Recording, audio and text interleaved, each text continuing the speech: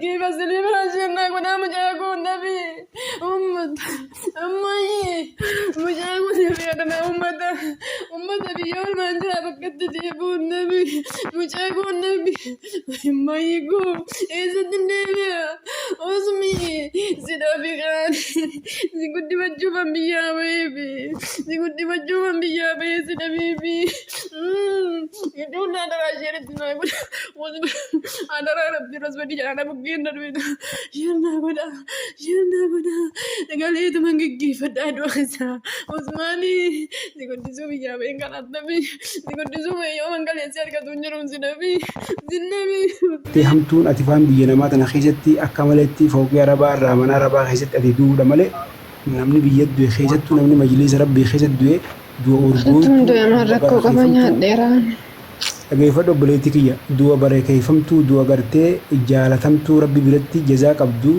بروسي فيدو مكان كيسان سي آخر ميج ربي خشفا محمد سي قده جولة حسني في حسين جولة علي يتون جولة نبي محمد إيرا لما نركتن عليه الصلاة والسلام جولة شفانا من نركته مجنتا ربي الراسي تاتي جويا برو سي فيدو بلتي أدو جويا بروزني سلا دلي حالا في بالين كباتني حالا كيا في باقي يتسي فوتي يا ربي خي مجاك شفانا أقول يا ربي خي أنا اللي قرتي فيانتي إذا كان اللي نافي يجي كسيت دعاء يقول بيجو بربادي دبلتي كي هذا رحماني ربي سياسة برسيسو صبري قدو ربي سيفا كان وان قرام قبل سيف قونا هيجادني ترتيب يسوع تسقبوف نادي سي ترتيب سنا إبساني سيوجين جرا دبلتي كي غلطون أوكي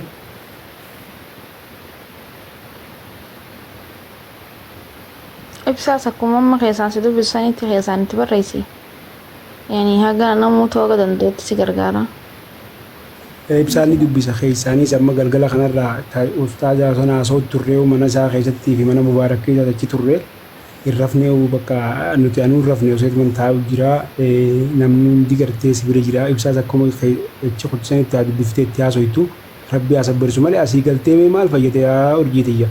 Kana barantee na jiru biyya keessatti namni biyya ifiifuu ka jiru keessaa boofadha. Isiin sanuu biyya namaa beeytu akkami galtee yani ulfaata. Baadhee baadhee guddifadhee bara.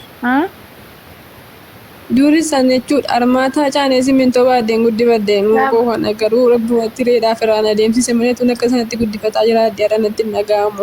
Irraa dhawwuu taati amma immoo tokko ittiin jirtu suni ani biran jiru obboleessi biraa kiramee.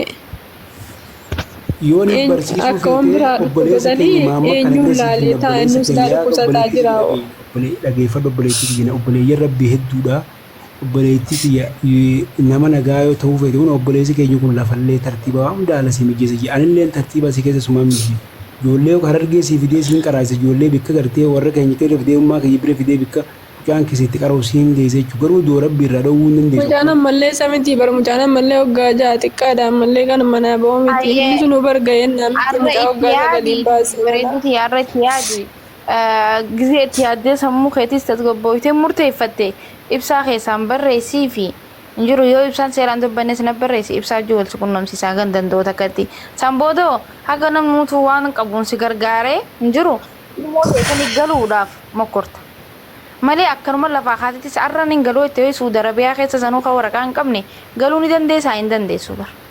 Sammuun tee tasgabbaa'uu qabdi sammuu tee dura dursoo if tasgabbeessiin yoo fayyaa harkattee meeqa fayyaan ilmoo tee san bira dheetu. Si galee tasgabbaa'ee wallaahi waan isin joon beeku imaanaa sabrii rabbisee ahan. Bara hojjetiyyaa yoo tasgabbooytee suuta hara yaa rabbi alhamdulillah jechaa obsitee haadhaaf abbaa siitanii sabbaadhaaf abbaan hin jireenya jettisa. Rakkaa lama salaatee ka'e du'aa ifaa godhadhu yoo rabbi si dandeessise si galee. Ijoolleen namni faan silaa bira jiraatee bareedu ture. Bareeda. Namni jira rafan malee barii jarri hojii dhaquu ganama. Abshiin dagaamin Abu Yaasir faan kam takka sirraa fagoodha. Wal bira naannoo safara tokko galtu ittiin hima keessaa wal quba qabu. Inni fuuyyarra siyyoon nufutu dhagaanii hawwana dhufaniiru nagaanya malee. Ittiin barreessa qo'isaa lakkoofsaallee qabaa FB illee walitti qabna wajjin. Miti ilma koo shaafte itti galee jechuudha wallaahi biyya abbaa kootti rakkadhee akkuma durii dhakaa baadhee jechuudha. Mucaa koo gammachiisee guddifachuun fedha. kan borii rabbitu beekamu yaa jira. bareedduu koo dhaggeeffadhu egaa biyyi Itoophiyaa gaafa jirtu waan ati hojjettuutu amma asitti yoo wagguma lamaa fi kana obsitee dalagattee waggaa lama kana itti galta mucaa keetitti. Guyyuma tokko obsaan jiru waan rabbi jedhuun beeku malee obsana dhabsiise duree jennaan obsana dhabsiise. Obsi obboleettii koo maaliif jennaani laalli wanni namarra hin geenye hin jiru addunyaa kanarratti lubbuun keenya harka isaa jirti akka maletti akiramuu sirri dogongorama bikka malee mucaan kee ilmii kee alhamdulillah jii akka abu kudaamaa fa'aa raayyaa 11ffaa fa'aa dhageeffatteen turreeti gartee miti jihaadatti kannitee mucaasii kan amata waggaa 8 jechuudha. Seeffiin kukkutamteetti galtee obboleettiin isaallee duubarra onnee dhooteela waan akkasii qissaa akkasii fa'aa dhageeffadhu. Malee uummata muuziqaa Oromoo kana maallayyaa si darbu kana ijoollee si yaadachiisu kan hin dhageeffatin seenaa. Wallaahi naggeeffadhuani wallaahi billaahi naggeeffadhuani alhamdulillah takka naggeeffanne si naggeeffadhuani yaani bakka duruma obsan onan obsa ilmoo warra fagaachuun feene dhakaa baaddeen guddifadhe. Ammallee laal. Ammas immoo ilmoo koo bira taa'ee dhakaa baaddee guddifadhee jiraadhe jechuun natti dhaga'ame. Meeqaatu ilmaan masii kan akkatti guddifattu dhabdee asirratti karaa irratti baatee kadhatti jechuudha. Ati irra mucaa kee akka ambaasaaddaraatti jiraachifataa jirti. Ilmi rabbii keessa na eegsifattee kan qaduma rabbiitti dhufe jechuudha. Kanaaf as rabbii bika sii buuse yaa rabbi kanaaf keessa bara kanaa kaayee jee alhamdulillah meeqaatu ilmoo dhabee hamma yoonaa jechuudha. Hamma yoonaa yaa rabbi kuma tokko naa kan jechee iyyaa jire jechuudha galee kanaaf obboleettii keenya alhamdulillah yaa rabbii keejii yaada raamaanii rabbiin si haa hidhu. Rabbii galateeffadhu inna lillahi wa inna ilaihi raaji'uun jedhi malee yaa rabbi silaan akkas ta'uu baadhee wafaaltu kaza qul qaddarallahu wa maa shaa'a rabbii waan fedhe fida sumatti qaddaree fida malee wanni takka baalli mukaatu rabbi duubaan buun harkaanni imaanaatu jaa wanni jaaniif wal qadara khayrii wa sharrii min allahi ta'ala jechuudha toltuu fi hamtuunis rabbumarraa nutti taate jaanitti amanuu santu islaamummaa keenya islaamummaa nu guutaa jechuudha. Yoo nuti rabbitti amanuu baannee islaamummaan keenya sunuu irruu taatii jechuudha.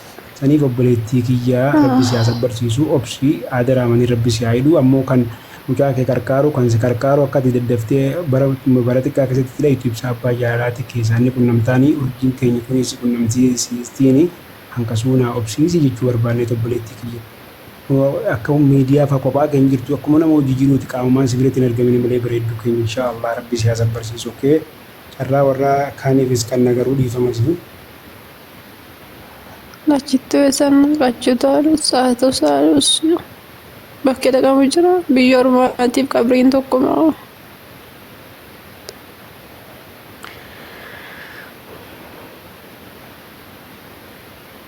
Maamiti laal salaattee amma subii salaattee. Amma ka'een salaata ammoo reebbaa nu biraa. Salaata rabbii salaatiin dabarsinii lakkoofsaas keessaansi kun namnanaa fi Muhammadiisi salaata kee salaatii kun waan illee fooloosi godheetiin jira si qunnamnaa waan tokko yaadini obsaas ni qunnamtaa akkasitti mucaa kee kan akkasiif awwaalamuus waa hundaa'u ni nu banna Muhammadin dhageessa. Yaa Usmaanii koodheen gaddallee naqeeffata bisadha jettee birreen asii ergee kafana kee taate kaabala.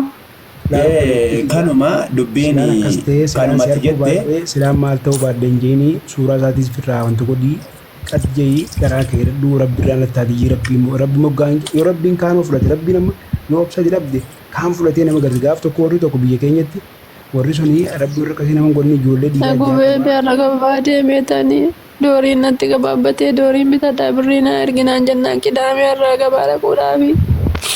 Akkatti yaadachaa barra wanti si taane beeku. Dhaggeeffadhu waan hin siimu kana qidaamee addaa gabaan eessa jira? Qoybe nambaraayyuu. Foozee. Gabaan intinaa jira foozee miti maqaa mucaatiin an qabadhee fawzaaniidha. Akkasii gabaan hadha eessa jira?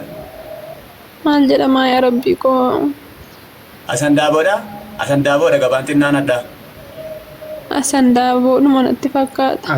Magaalaa irraa guyyaa qidaameen asandaaboodha aanaa qarsaati. Asandaaboo dhuma natti fakkaata irra naqeetanii doorii bitadha doorii natti gabaabbatee naan jennaan hin gadda birrii ergeefi. Xinnaa hadhaa moo?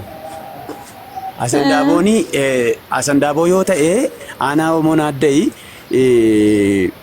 gama qarsaa keessa moo shee Maammadamiin namni jedhamu immoo Maammadamiin okay.